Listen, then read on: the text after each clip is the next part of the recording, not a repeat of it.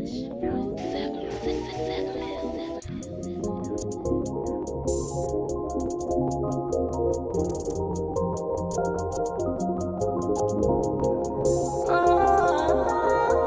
your boy LC Carlisle here on Wake and Bake with LCTV. Here to make y'all smile. If you don't, fuck you.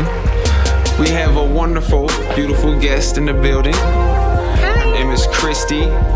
Now, Gaynell or? It's Gaynell, not gay now. I'm still in the closet. So.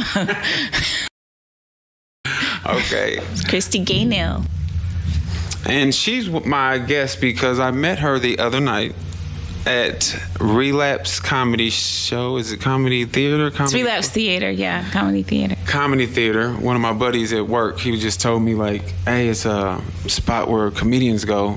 And, you know. Lots of comedians. There's like 50 some of us out there. Yeah, I'm thinking it's going to be. He made it seem like it was only going to be like 15, something like that. And, you know, it was just something where to practice or something. And he never came. That's another thing. But he was just basically saying, you know, he was telling me about another spot tonight about 529. I don't know if you heard of that. I haven't been there. I'm not sure about that spot. Is it another spot where it's just mostly comics? Yeah. I don't know why he knows a lot about the mostly comics things, but it's what I was looking for, though, because I'm looking to, like, you know, rub elbows and get to know comedians. I mean, it's good to get to know comedians, but if you're testing out material, you don't want to do it in a room full of comics. Right. So that's why I felt necessary to go, because it's like I'm not going to test material anyway. So I'm just going to go and see who I meet. And well, you always have to be prepared to get on stage if you're going to tell people you're... I get that. You know, I'm from Indiana. We kind of... Actually, that's the advice Tiffany Haddish gave me. You a boyfriend and shit, some dick, you know, it's cool. A Mexican to clean your house, you can get everything at the Slauson Swap Meet. I love that place. It's nothing like it. I'm tired of dating dudes out of jail. But sometimes you gotta mess with them, you know what I'm saying? When I first started. Really? Yeah, she came here and she did a show called The Candy Girls of Comedy. And I'd only been doing stand-up like a few months. And I went to the show because I was like, I'm gonna go support the girls, you know? Yeah. So I like go to their show and she was like, you wanna get up? And I was like, no, I just came out to support. And after the show, she was like, don't ever turn down stage time. Turn down for what? Really? Yeah, she's like, don't ever. She goes, first of all, it makes people uncomfortable because they're like, okay, are you just here stealing jokes? Like, what's your purpose? She was like second of all, as a female, she was like, it's hard enough getting stage time as a female comedian. So if anyone ever offers you stage time, take it. Period. Like, if you're not gonna get on stage, don't go out. That's what she told me, and that stuck with me. And it's so like now I see her like everywhere. This was like 10 years ago, right? And now she's like, her career is just taking off, and I'm just so proud of her. And she's one of my biggest inspirations. She just got a Netflix deal. She doesn't want to talk about, you know, the money, but I guess because she's want to have respect for Monique, because the issue with Monique. That's a sensitive topic. What do you feel about do you recall how that went with Monique and the Netflix thing at all? Well, I think they offered her a deal, but she didn't like the contract. Like they weren't offering her enough money. Mm-hmm. And then they told her something to the effect that like whatever material she used, she couldn't use it again. Like she couldn't for like 2 years or something. Mm-hmm. So, I mean, it's kind of sad because like Monique, it's not like Monique hasn't been in the industry. Like Monique won an Oscar, right? She's had her own shows and all this stuff. So they offer Dave Chappelle $60 million, and then they offer Monique, what was it? $2 million, $3 million, something ridiculous. It was 500,000. See, that's outrageous. That's so sexist. You think so? I do think it's sexist. How? Because I think they always try to pay women less. I mean, because it's not just Monique versus Dave Chappelle. We would really want to look at the numbers of all the other comics that Netflix has given deals to. Yeah. But boycott Netflix, though. Like, to go out there and say, I want you to boycott them with me, like, because of my problem with them. Well, so the question you have to ask yourself before you agree to jump on a boycott is it a racist issue? Is it a sexist issue? Or is it a personal issue? And some things people end up like screwing themselves just because they don't know how to talk to people. And right. You know what I mean? Like they have like difficulty, people have difficulty dealing with them. So Monique's had issues with several people, not just Netflix. Hey, my loves. I am asking that you stand with me and boycott Netflix for gender bias and color bias. I was offered a $500,000 deal last week to do a comedy special. However, Amy Schumer was offered $11 million, Chris Rock and Dave Chappelle $20 million. Then Amy Schumer went back and renegotiated $2 more million because she said I shouldn't get what the men are getting, they're legends, however I should get more, and Netflix agreed. When we asked Netflix to explain the difference, why the money was so different, they said, well, we believe that's what Monique will bring. We said, well, what about my resume? They said, we don't go off of resumes. Then we asked them, what was it about Amy Schumer? And they said, well, she sold out Madison Square Garden twice, and she had a big movie over the summer. Is that not Amy Schumer's resume? And then Netflix said, by the way, we believe Monique is a legend too. Why shouldn't I get what the legends are getting? Please stand with me in this boycott of Netflix. I love us for real. She had an issue with Tyler Perry and Oprah Winfrey and Lee Daniels. And so she's been like kind of on this war path from what I've heard or understand. Again, you know, like just feeling like she feels like she hasn't gotten her due, I guess. But the Netflix issue, she didn't get her due. She didn't, but I mean, it's also kind of like the last in a long line of things that you're like, I don't know. I think for some people it may come across as crying wolf at this point, but I don't know. I'm not in her mind. I can't speak for Monique. I mean, that was sexy. What? I personally just think that to tell everybody, you know, because of my issue, you all should get involved as well. And I just feel like that's narcissistic. Like, that's just like, because of my issue, come join me.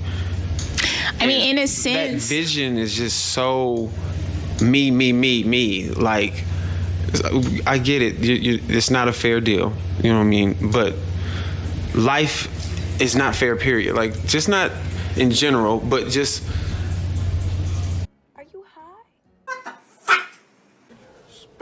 The mindset of thinking that, you know, my issue should be put in front of the world and everybody join me for my issue. So it's narcissism if it is just your issue, but it's not narcissism if it's a global or a nationwide issue that happens to be affecting you at the moment. So, for instance, Black Lives Matter, right?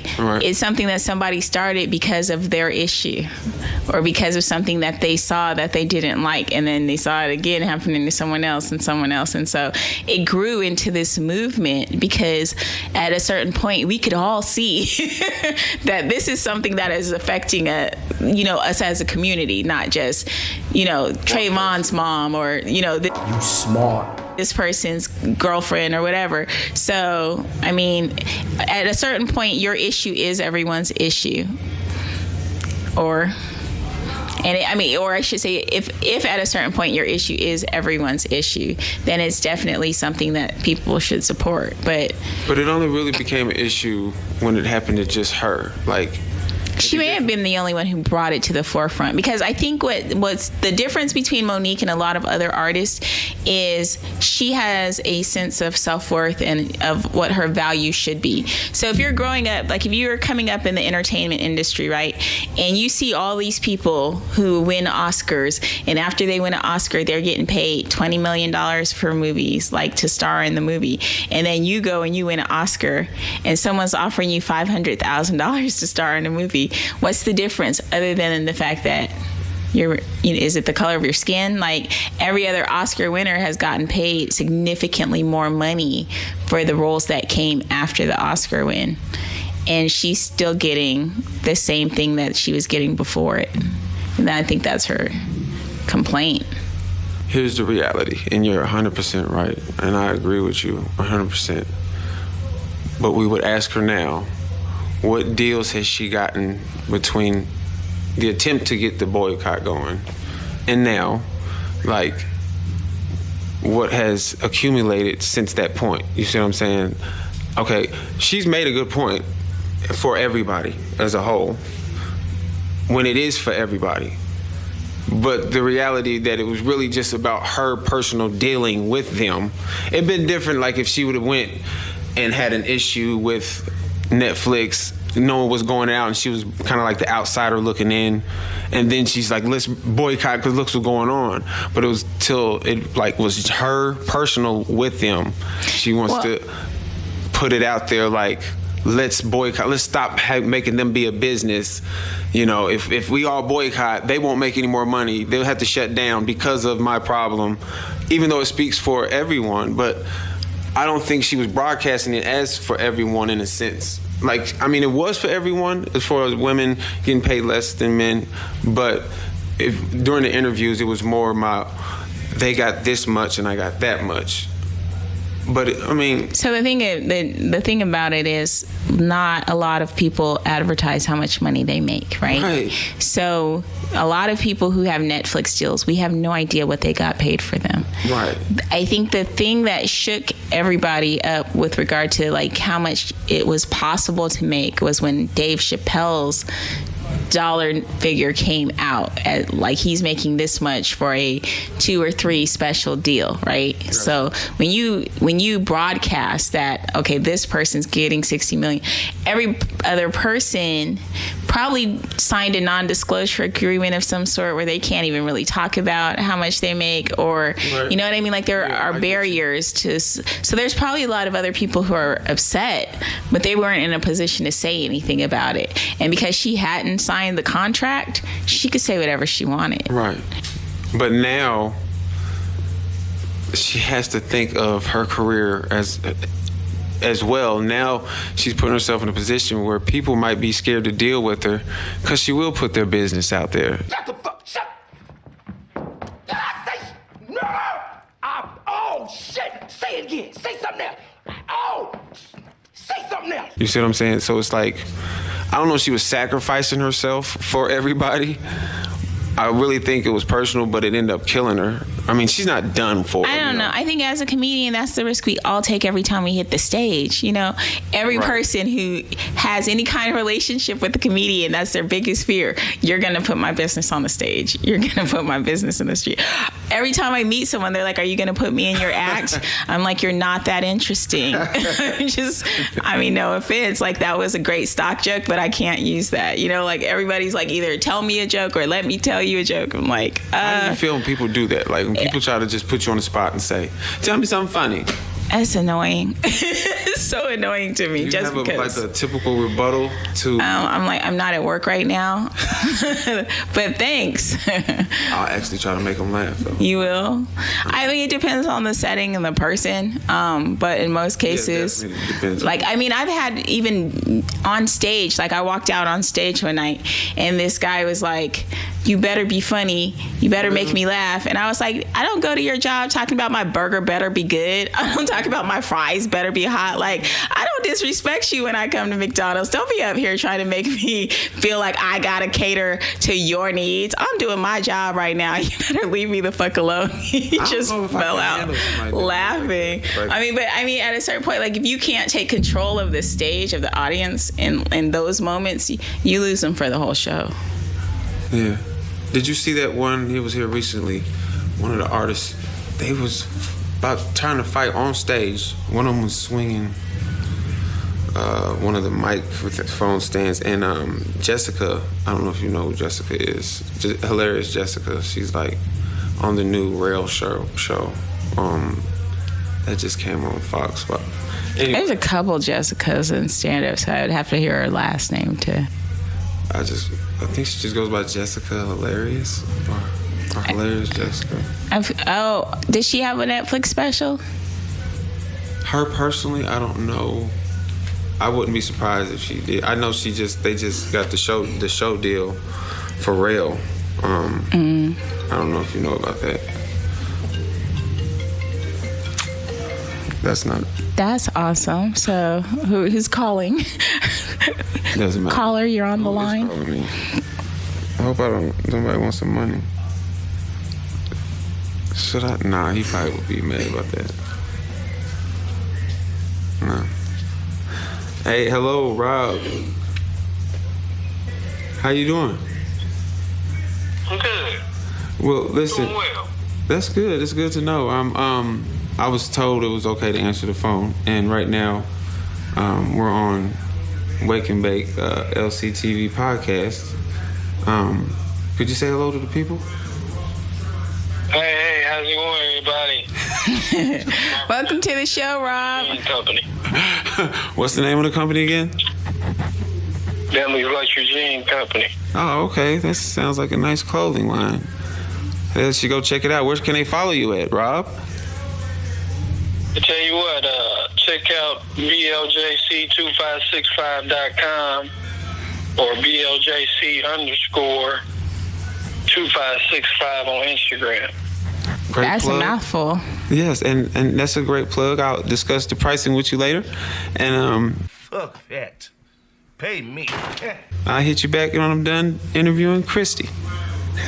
All righty. All right, bro. You're gonna be so mad at me. Man, why the fuck did you answer the phone? So tonight I was like, I know we're skipping subject and everything. Tonight I was like, I wanted to go out to a comedy club or something. And you said you know some spots. Yeah. And is this type of spot where it's an audience, or more like where I met you at was majority just? No, it's an audience. So it's there's a promoter. He does Atlanta House of Comedy, and he has like a different night or a show every night of the week, pretty much. 7 days a week? Let's see. I don't know if there's a Monday. I don't think he does a Monday anymore. But he does Tuesday night at Cat's Cafe, Wednesday. He used to be at the BQE. I'm not sure if they're still doing that. I've been to the Cats in Midtown. Yeah, Cat's. Cat's awesome. And then he does Thursday at Chef Rob's in Sandy Springs. And it's a little Jamaican spot. And then Friday at Sweet Lounge downtown. Saturday, the Blue Room in Panola Road. And I don't think he does a Sunday or Monday, so. Wow. He's really maneuvering for real. Like, Yeah. I think I know who you're talking about. If you said Tuesday nights at Cats. His name is Maurice Sims, so. Dark complected, real dark complected? I guess. Like, he's not like super dark, but he's, dark. I'm just hoping so, because I got his email. Yeah, but he's been doing it for 10, 12 years too, and just has built up so he has a pretty decent following, and most of the time his rooms have like a nice audience, and they're there for comedy. So Are you getting on? It's show up and go up, so that's the plan. Oh, okay. And you just going, I'm a written type of guy. Like, I got writtens, but I noticed you can't make it sound like it's written, right? That's not wise. You don't want to sound like you're reading your material, no. I've only done stand-up literally maybe 6-7 times. What makes you want to do stand-up? Like, what made you want to get into You really stand-up? want to know the real truth, right? Mm-hmm. So, I was doing this hip-hop thing when I was younger. I used to try to always rap, right? But I was young, started rapping when I was like 13, so it was cute then, and then you start getting into your teenage, it's still kind of cute. And you start getting into your 20s, This is just doing it from Indiana as well, though. It's not like I'm in California or New York or down south. This is Indiana, majority white. Right. To where hip-hop doesn't really live in that area. No. But it's they have a black community as well. So, hip-hop's universal. So I got real good at it, and I noticed that the crowd that I was rapping to was more violent to a crowd. Like, it'd be more like shootouts in the parking lot type stuff. Because it's rap and you're talking about, killing, I shooting hate up. that stereotype attached to rap music. I don't think it's like that. Well, that's how it was in Indiana. Yeah. So, like, if you went to a hip-hop club or show Yeah. where they're rapping. Fight broke out, all types of stuff. You know what I mean? And a lot of professional people don't go there. You know what I mean? So I guess I was trying to make the transition where I had kids. So when I had kids, I was like, I don't want to be growing older into this type of environment. You know what I mean? And letting them see it as well. Like, Daddy, where you going? Oh, I got a show to do tonight, and I'm just going to be where it's just alcohol and naked chicks and fights and all that. You know what I mean? So I was like, how do I change that company? Right. That was one of the reasons. Plus the spirits I was always rapping about, you know, I wouldn't say negative stuff, but creative. I glorified negative stuff, put like that. So tell me this, as an artist, as a rap artist, do you find that like the stuff that you talk about in your music or in your lyrics, do you see it reflected in your life? No, we want it reflected in our life. But you don't ever see it reflected in your life? It's not really there. Like, nobody's driving Phantoms and have big money to make it rain or nothing. Okay, but what about the negative aspects of like, murder, like the naked women that are like seem to be everywhere that you're talking about, and the getting high and all that stuff? That's just something they wish was in their life. Like, I don't know how it was for you, but I would really like to know how you personally got into comedy. How I got into comedy? Actually, I started a fast. I was like no eating. I think at that time, I think I might have been doing the master cleanse, like the lemonade fast everybody was doing back then. Talk about it. And the same day I started it, a friend of mine was like, hey, do you like comedy? And I was like, yeah, sure. He goes, I got tickets to see Steve Harvey and Monique at Phillips Arena. You want to go? And I was like, sure. So this is like a Friday night. We go to see Steve Harvey and Monique's opening or featuring for him. And it was really interesting because I wasn't drinking, I wasn't eating anything. So my headspace was a little bit, I think, maybe clearer. But when I was in that arena and listening to like Monique, at a certain point, I was like, she's not telling jokes. She's telling her truth. Like, this is some shit that really happened to her. You know what I mean? Like, it's, and I'm listening to like the audience like laugh, and there's just like this cathartic release, and you can just like feel the negative energy just kind of lifting off of people and into that like arena, and it was just so powerful. I felt moved, and I was just like, I want to do that for people. So I never expected to be a comedian. I was like in my 30s. I thought I was going to be a public speaker. I always knew I'd probably, be an author, but comedian was not like on my list of things that I'm going to do one day at all. Speaking of author, you are an author. I am an author, yeah. So. And what are you an author of? What's the name of your books? This book that you have in front of you is called Condoms Are Cheaper Than Child Support. So that. Hold on. Condoms are cheaper than child support. Why that title? So that, because it's true. So the book is about like a whole lot of obvious truths that we tend to overlook when we're trying to create the reality we say we want. Just like you're talking about, like rappers talking about they want this and they want that, but they're not doing the things that are going to get them there. And I feel like condoms are cheaper than child support is like a metaphor for that. Like, you like, I don't want to be on child support. I don't want to have a bunch of kids, but you're not putting on condoms. They're cheap. Why condom? I'm trying to make fur baby.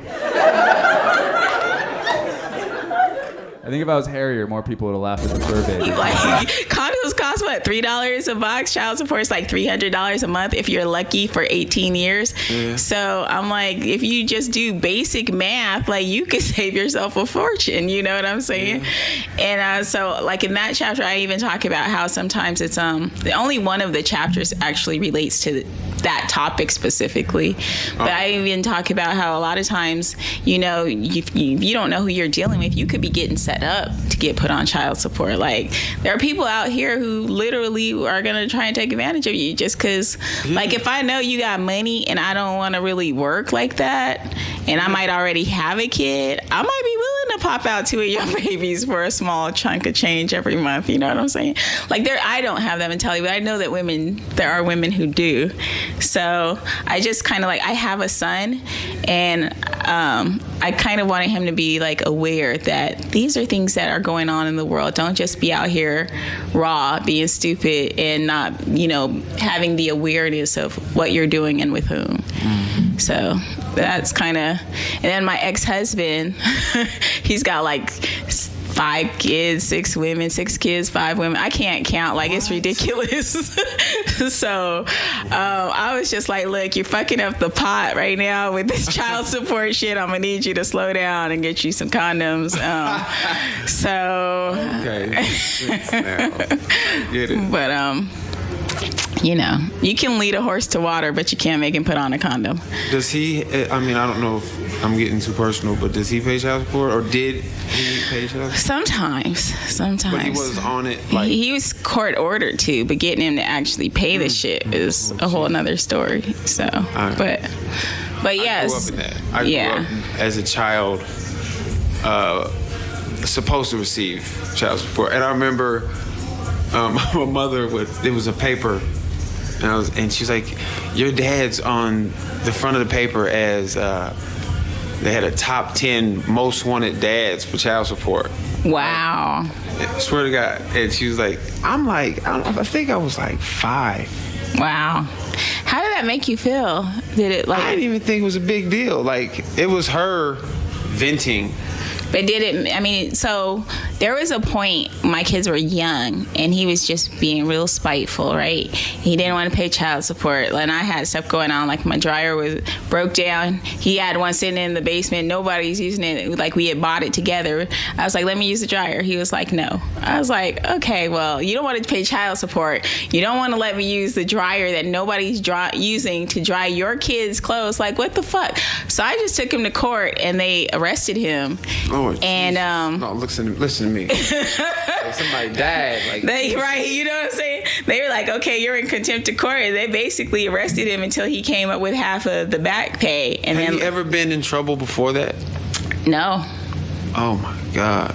But see, this is why I don't like. So, but here, right, I agree. Keep going. So they arrested him. They made him come up with half, and then they added the rest to like his monthly payments. And I felt really bad about that, because I was just like, what is the price of a person's freedom? Like, I don't want to take away somebody's freedom. I don't want my kids to feel like money's worth more than freedom, or, you know, the value of your life. So at that point, I chose to not do that again. So even though he might have went like 2 or 3 years without paying, I was like, I'm not gonna, you know, take him through the legal system. I wanted to sometimes when he was being an asshole, but I was just like, I mean, I can understand how it's necessary in certain situations, but like, as far as, it's really a business. Like, the whole justice system, of course, is a business. It kind of is, but I mean, when you're looking at it from the perspective of, like, we got married, we had 2 kids together, we got divorced. Yeah. Now I'm raising these kids by myself, and you don't want to contribute anything. Right. Like, I might be on the verge of losing my home where your kids live, right. and you don't even, like, you're 4 years behind on child support, and you can't come up with enough money to help me cover this month's rent. And you're telling me figure it out. Like, that kind of stuff is what really makes women just want to be like, fuck you, go to jail, do whatever you gotta do, give me my money. Thank you for coming by. How can we follow you? What's your name on Instagram? So my name is Christy Gaynell, like spelled like Christ Y, Christy, Gaynell, Gaynell, and that's, you can put it in Google. You'll find my Facebook, Twitter, Instagram, Snapchat, my book, everything, my YouTube, everything's in that name. And my book is called Condoms Are Cheaper Than Child Support. You can get that through Amazon. You can get it online. It's available as an ebook on like Kindle or whatever ebook platform you use, or you can buy it directly. Well, I got my copy. You did? Thank you. I appreciated it too. I love being supported. I've been at clubs before, and I've done like a set, and guys be like, can I buy you a drink? I'm like, you can buy my book. Well, thank you so much for coming by. Thank you for having me.